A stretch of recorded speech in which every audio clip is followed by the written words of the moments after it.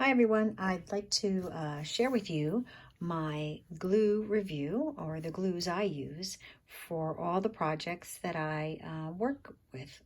I do a lot of different types of artwork: sculpture, beading, jewelry making, painting, illustration, and bookmaking. And I use different glues for each of them. And through trial and error, I found the ones that have worked best for me, and I'd like to share that with you.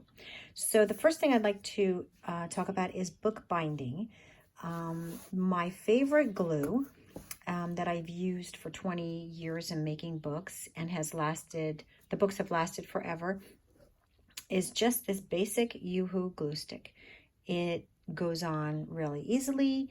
It glues completely solidly. It lasts forever. It's acid free. I buy them in a box of 12. This is by far the best glue stick I've ever used. It's really good for paper to paper. This is actually Tyvek that I've made into this leather-like, and it works on this. You can use it if you have book cloth and want to glue book cloth, which is, paper, cheap tissue paper fused to fabric with iron-on fusible web. It works with that. This is also great if you're making books to kind of give a shield to the glue, not to seep through when you're wanting to put it on the cover, or even a piece of it on the cover. It keeps the edge from shedding as well when you cut it. So this is a really nice way of making fabric a lot more usable for bookbinding. And Yoo-hoo stick works great. This is a traditional adhesive PVA glue for bookbinding, and this is also wonderful. You have to use a brush.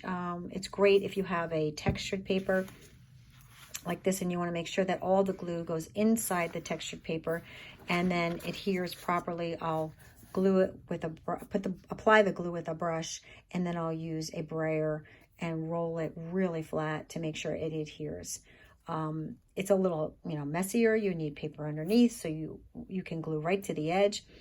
But either one works great for me. But this is such an easy glue to use. I love it, and I love this brand. So those are the book glues that I use for bookbinding.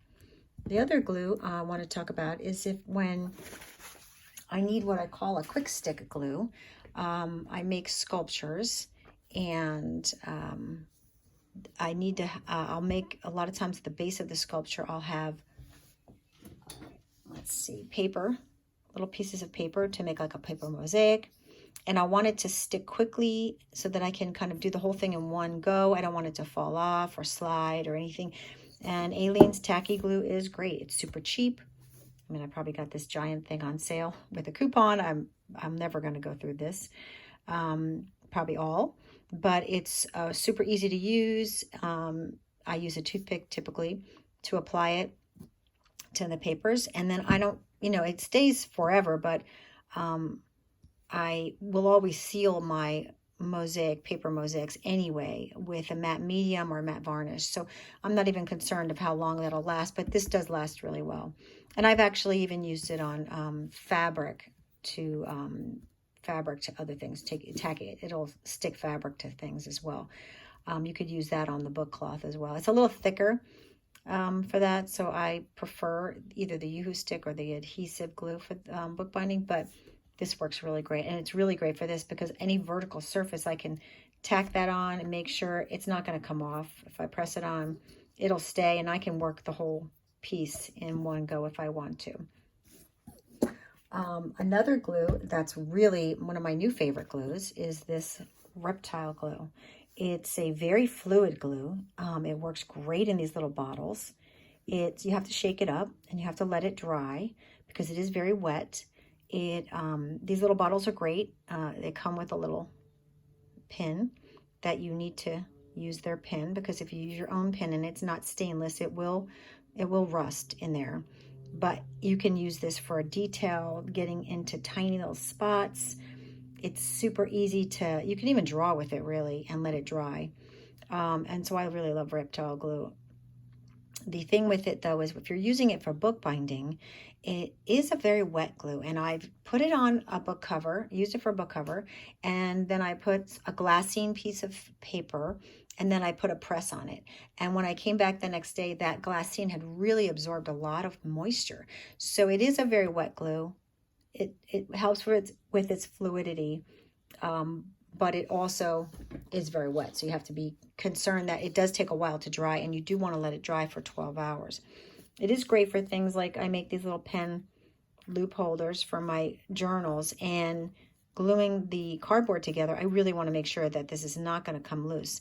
So when I make these, I can use the fine tip, put it where I want it on both sides. You spread it, let it get a little tacky.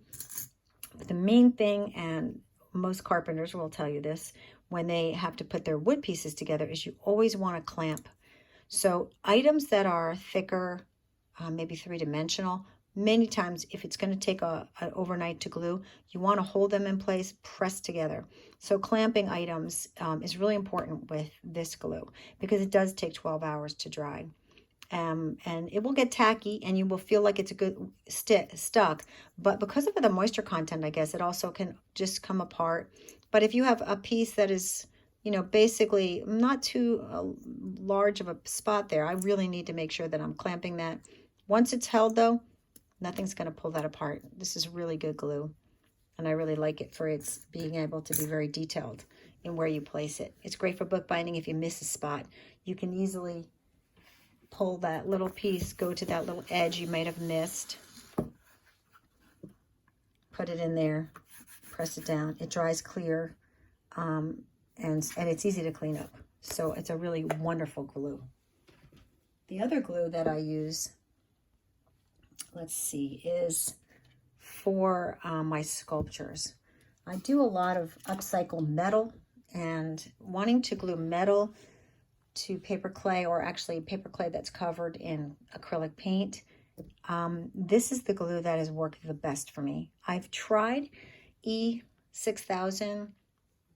For some reason, it just doesn't stick. Even with holding it in place, I've had not very good success with that.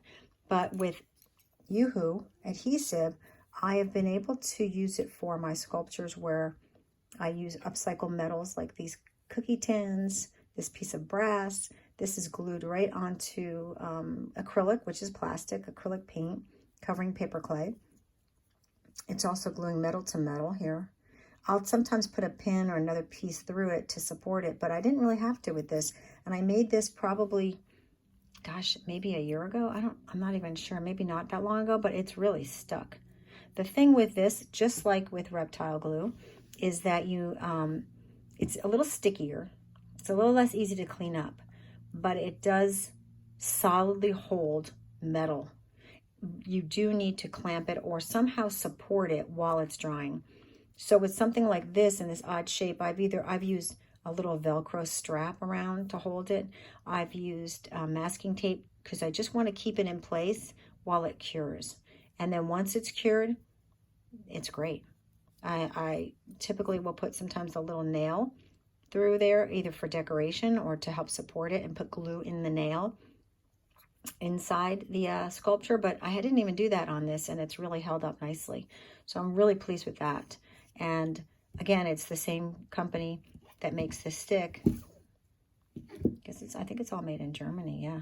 And it's just really good. It is very sticky, and it does dry a little shiny. So you don't want to get it outside of where it might dry and be seen. And you really can't, I don't know if you can paint over it. I don't think I would. I typically paint my pieces before I glue the metal to them. I could touch them up, but I prefer just to be more specific and precise where I put the glue. Another glue that I use, and with my sculptures, because I tend to use a lot of wooden bases and pre-cut wood, or I'll cut some wood, is wood glue. Wood glue is super strong. It's not going to come apart. It'd probably break the piece of wood before it would come apart. But just like the other glues that tend to dry, even though it gets tacky and it will stick together, you really need to let it cure. If it's something that's pieces that are butted side to side, you might want to strap those together and keep those in place while it dries. But it doesn't matter if it's Gorilla Glue, wood glue. You can use it on many different objects. I tried it on my sculptures, but then I realized wood glue does not dry clear. It has, most of them, I haven't found one that doesn't, has a yellow tint. So while it's super strong, it does have a tint to it. And to be honest with you, I don't think wood glue is acid free. So I don't know if it would maybe degrade paper over time or show through over time. But it is essential if you're using any kind of wood in your pieces that you use wood glue is great. Again, clamp it in place, let it dry overnight.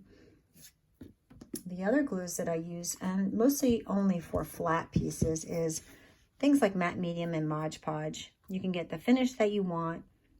I tend to like a matte finish, but they glue paper beautifully. If you're doing collage, matte medium can stay a little wet for a little bit longer than if you tried to glue with, say, even reptile on paper. It'll stick. You have a little bit more ability to move things around. Mod Podge, a little smelly to me, but works really great, again, on any kind of flat paper. Even, I'm sure, fabric as well. It probably would absolutely glue it down. But it's not something that I would use on a three-dimensional object. I might cover a three-dimensional object with matte medium to seal it after I've glued it and it's solid. But I do love these for any kind of collaging. They're great. Another glue that is really just, a great cheap glue is the Elmer's craft glue, the Elmer's PVA. I will use this for paper mache. So if I'm making a paper mache piece and I don't want to use the typical paper mache glue, I will just mix this type of glue with water, with a toothpick, and then apply it with a brush. And that becomes a sealer and a glue.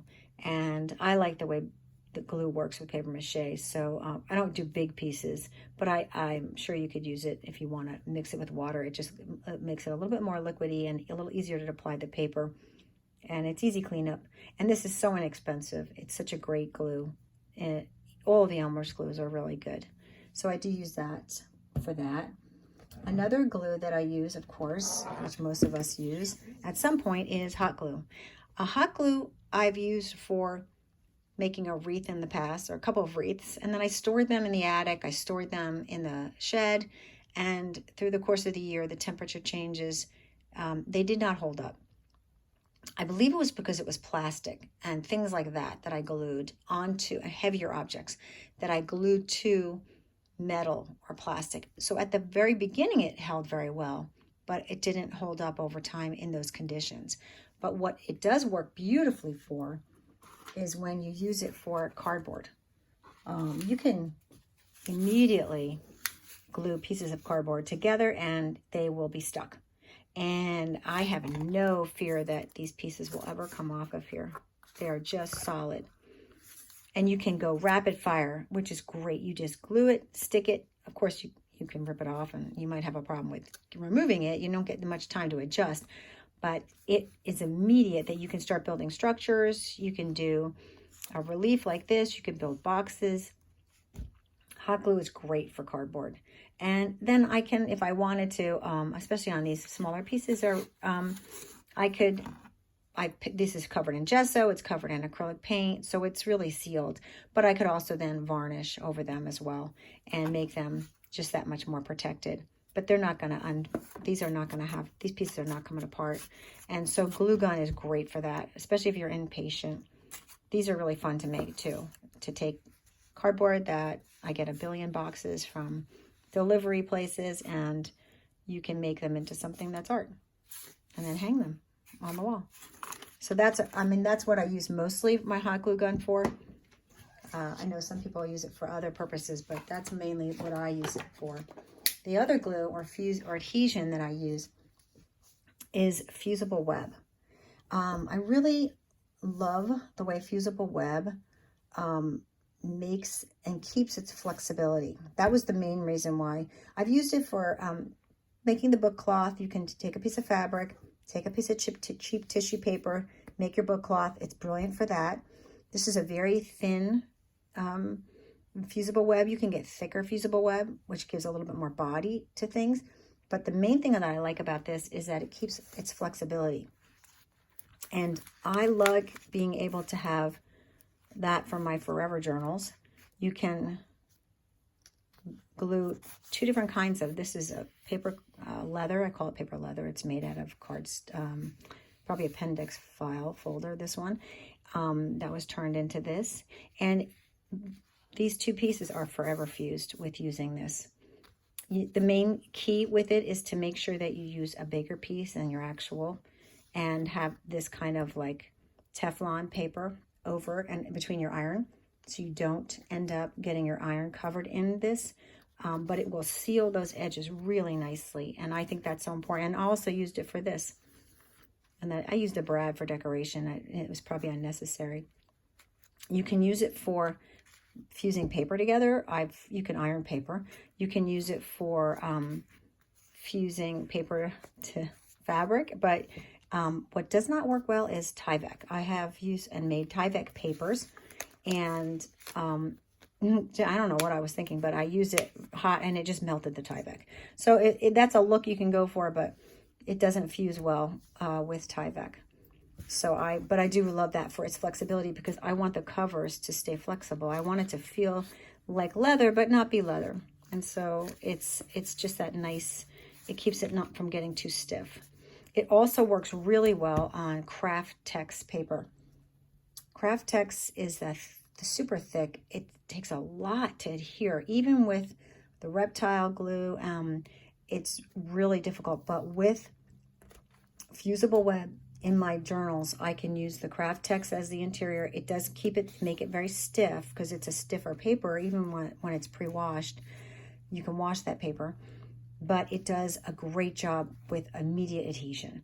If you try to glue Craft Tex, it takes a lot. You need to burnish it and you need to let it dry. And again, I put books on top of it to kind of clamp it for that time period to make sure that it actually does secure.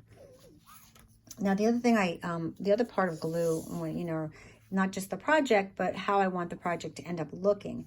Some of the things that I don't like about certain glues, and even this Yoo-hoo, where I have to be so careful about putting it on my pieces, is that I made this, I'm hoping that you can see, this little sheet to test out the shine of a lot of these glues. So you can see even the Elmer's has a bit of a shine. And only that matte golden, I love golden acrylics, has a true matte. But all the others have, even the Aliens has a little shine to it. This, I've used this thing called Collage Page. That's really shiny. Mod Podge matte even has a slight shine to it. So you have to take that in consideration if it's not going to be painted over, if it's going to kind of pop out at you. And just be careful when you're using it, how you're using it, and if it's going to be seen. Of course, the fusible web doesn't get seen at all, so that's great for that purpose. I think that's all of my glues that I use. Yeah, I hope everybody is doing well out there, and I hope this helps someone in their search for the best adhesion.